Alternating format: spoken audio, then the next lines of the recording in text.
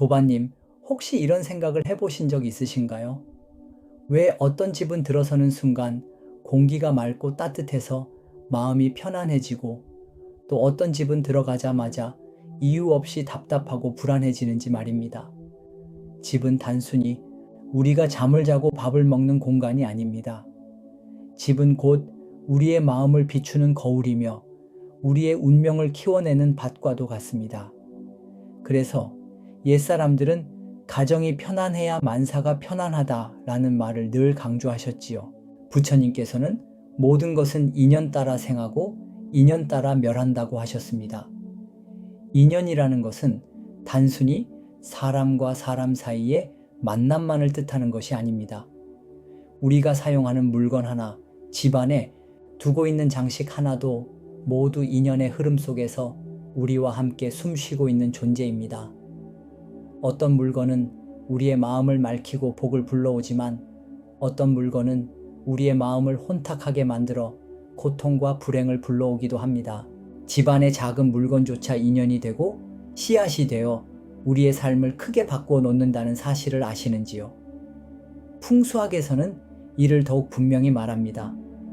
집안에 무엇을 두느냐, 어떻게 배치하느냐에 따라 기운의 흐름이 달라지고 그 기운은 곧 우리의 재물운과 건강운, 대인관계, 심지어 자손의 번창에까지 영향을 미친다고 보았습니다.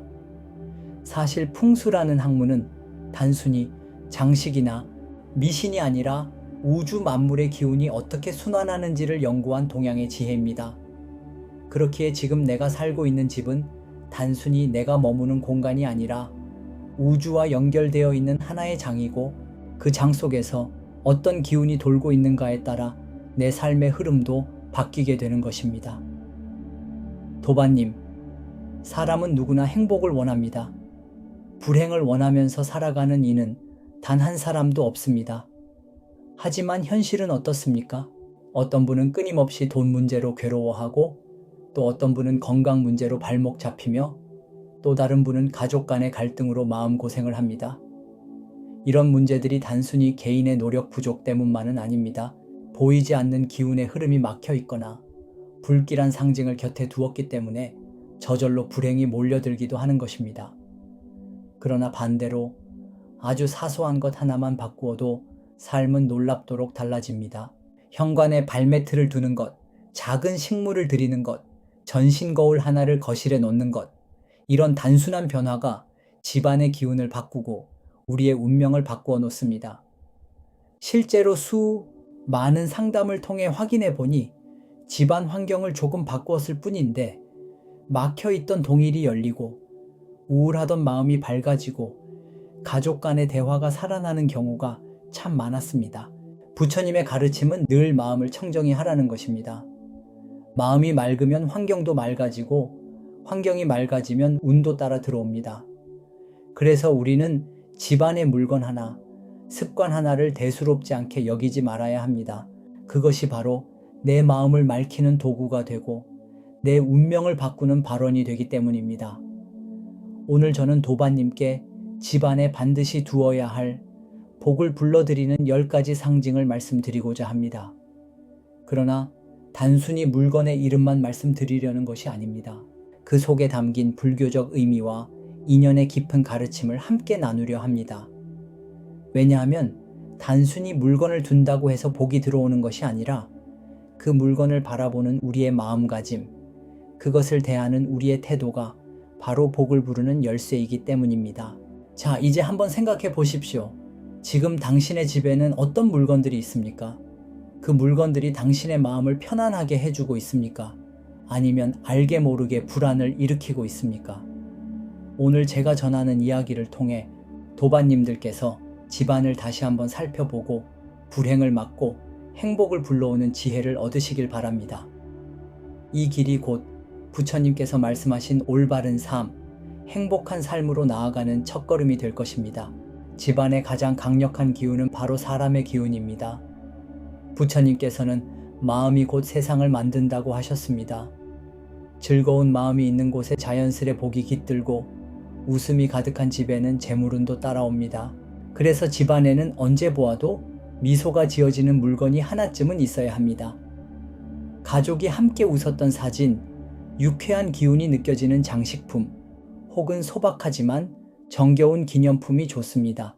웃음은 기운을 모으는 가장 강력한 힘이기에 웃음을 불러오는 물건은 곧 부처님 법문을 일상에서 체험하게 하는 수행의 도구가 됩니다.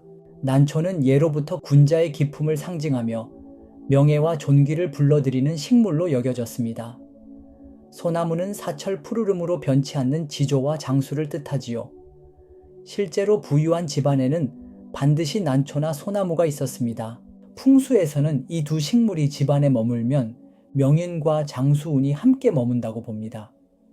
부처님께서도 청정한 향기는 바람을 거슬러 퍼진다고 하셨습니다. 난초의 향기처럼 올곧은 마음과 기품은 반드시 세상에 드러나 복을 불러옵니다.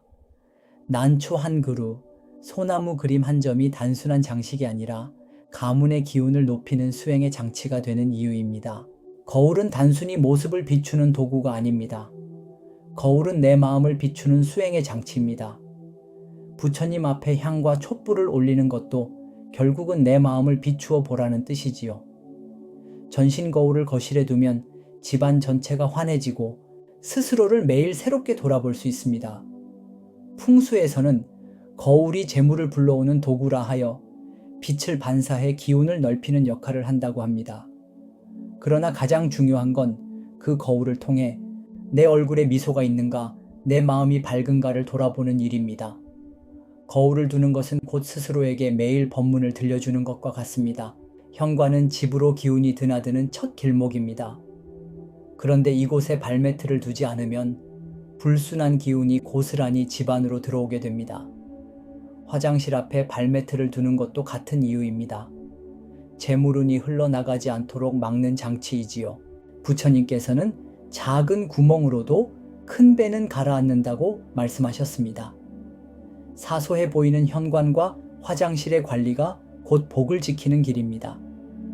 현관을 깨끗이 하고 발매트를 두는 것은 단순한 생활 습관이 아니라 내 삶의 기운을 지켜내는 실천법입니다. 집안에 그림이 없는 것은 마치 마음에 희망이 없는 것과도 같습니다. 물 그림은 재물의 흐름을 원활히 하고 나무와 초목 그림은 성장과 발전을 상징합니다. 사무실에 산수화를 두면 마음이 안정되고 일이 순조롭게 풀린다는 것도 같은 원리입니다. 불교에서도 연꽃은 더러운 진흙 속에서도 맑고 고운 꽃을 피운다고 했습니다. 그림은 곧 내 무의식에 희망을 심는 씨앗과 같습니다. 집안 벽에 걸린 그림 하나가 인생의 방향을 바꾸기도 합니다. 절에 가면 가장 먼저 들리는 것이 범종의 소리입니다. 종소리는 악귀를 물리치고 마음의 번뇌를 걷어내며 청정한 기운을 불러옵니다. 집안 현관에 종을 걸어두고 가끔 울려보십시오. 그 맑은 울림이 집안 가득 번뇌를 걷어내고 복을 불러드립니다. 부처님 법문도 결국은 우리 마음속의 종소리를 깨우는 일입니다. 종소리가 있는 집은 절대 삿된 기운에 흔들리지 않습니다. 과거에는 마당이 있어 큰 나무를 심을 수 있었지만 현대의 아파트나 작은 주택에는 미니 식물이 그 역할을 대신합니다. 식물은 기운을 정화하고 생기를 불러오는 역할을 합니다. 작은 화분 하나가 집안 공기를 살리고 마음의 평화를 줍니다. 불교의 보살행도 이와 같습니다. 작은 선행 하나가 온 세상을 살립니다. 식물을 돌보는 일은 곧 내 마음을 돌보는 수행입니다. 도반님, 우리가 오늘 함께 나눈 이야기를 잘 새겨보십시오. 결국 집안의 물건과 기운에 대한 풍수적 비밀은 단순히 장식이나 미신이 아니라 곧 내 마음을 닦는 수행의 도구라는 사실입니다. 사람은 누구나 복을 원하지만 복은 멀리 있는 것이 아니라 매일 드나드는 집 안에서 시작됩니다. 내 마음이 청정하면 집안의 물건들도 제 역할을 다하고 집안이 어지러우면 내 마음도 흐려져 번뇌가 쌓입니다. 그래서 부처님께서도 늘 마음을 먼저 다스리라고 하셨던 것입니다. 돌이켜보면 집안의 물건 하나하나는 내 삶을 비추는 거울입니다.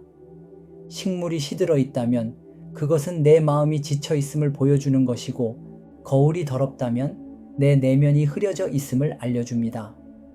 반대로 거실에 환한 그림이 걸려 있으면 내 인생에도 희망이 밝게 비추는 것이고, 현관이 깨끗하면 내 삶의 첫걸음도 맑고 경쾌하게 열리는 것입니다. 이렇게 집안 구석구석은 내 마음의 상태를 고스란히 드러내주는 거울이지요. 그러니 이제는 집안을 새롭게 바라보시기 바랍니다. 단순히 치워야 한다, 꾸며야 한다는 생각이 아니라 부처님의 가르침을 실천하는 도량으로 삼으십시오. 집안의 물건 하나하나를 살펴보며 이것은 나의 마음에 어떤 기운을 주는가? 라는 물음을 던져 보십시오. 그 순간부터 집은 수행의 장이 되고 나의 마음은 한결 청정해지며 복은 저절로 들어옵니다. 또 한 가지 분명히 아셔야 할 것이 있습니다. 복을 불러오는 물건은 그저 집안에 둔다고 해서 자동으로 복을 가져다 주지 않습니다. 그 물건을 대하는 나의 태도, 그 의미를 바라보는 나의 마음이 복을 부르는 열쇠입니다. 예를 들어 난초를 두고도 그 향기를 음미하지 않고 방치한다면 아무런 효과가 없을 것이며, 전신 거울을 두고도 스스로를 돌아보지 않는다면 그것은 단순한 유리 조각일 뿐입니다. 그러나 부처님의 가르침처럼 매 순간 깨어있는 마음으로 난초를 바라보고 거울을 통해 미소 짓는 나를 확인한다면 그 순간 그것들은 복을 불러오는 법구가 됩니다. 불교에서 말하는 발언의 힘도 이와 같습니다. 발언은 단순히 잘 되게 해주세요 라는 부탁이 아니라 내 마음을 맑히고 내 삶을 바로 세우는 서원입니다. 집안에 목표를 적어두고 눈에 보이게 하는 것도 발언의 실천이지요. 부처님께서도 말씀하셨습니다. 사람은 마음에 새긴 대로 살아간다. 집안에 적힌 다짐 한마디, 메모지 위에 적힌 감사 한 줄이 결국 내 인생을 바꾸어 놓습니다. 도반님, 혹시 지금 삶이 버겁고 힘들다고 느끼십니까? 돈이 부족해서, 건강이 약해서, 가족과의 갈등 때문에 고통스럽다고 느끼실 수 있습니다. 그러나 걱정하지 마십시오. 불행은 영원히 머무르지 않습니다. 모든 것은 흐름 속에 있습니다. 강물도 막히면 고이지만 작은 돌 하나만 치워도 다시 흐르기 시작합니다. 집안의 물건을 정돈하는 것도 이와 같습니다. 막혀있던 재물운이 다시 흐르고 멈춰있던 행복이 다시 시작됩니다. 오늘 당장 실천해 보십시오. 집안의 한 구석을 깨끗이 쓸고 닦아 보십시오. 작은 화분 하나를 들여 놓으십시오. 전신 거울을 닦으며 환한 미소를 지어 보십시오. 메모지에 나는 복된 삶을 살고 있다 라고 적어 눈에 잘 보이는 곳에 붙여 두십시오. 이 작은 실천이 바로 복을 불러오는 씨앗이 됩니다. 불교에서는 이를 소소한 수행이라 하여 작은 실천들이 모여 큰 깨달음을 이룬다고 가르칩니다. 그리고 무엇보다 중요한 것은 감사하는 마음입니다. 집안에 무엇을 두든 그것을 감사히 여기고 고마운 마음으로 대하는 것이 가장 큰 복을 부릅니다. 부처님께서는 감사하는 마음은 모든 복을 불러오는 바탕이라고 하셨습니다. 물 한 그릇을 마실 때도 감사하고 작은 초목 그림을 바라볼 때도 감사하면 그 순간 이미 복은 내 곁에 와 있습니다. 마지막으로 도반님께 전하고 싶은 말이 있습니다. 집안의 기운을 바꾸는 것은 단지 재물운을 위한 것이 아닙니다. 그것은 곧 내 삶을 정화하고 내 마음을 청정히 하여 부처님의 가르침을 생활 속에서 실천하는 길입니다. 복을 부르는 집은 곧 수행의 집이고 행복한 가정은 곧 작은 도량입니다. 오늘부터 도반님의 집이 부처님의 법이 살아 숨쉬는 도량이 되기를, 그래서 매일매일 복과 지혜가 가득하시기를 간절히 발언합니다.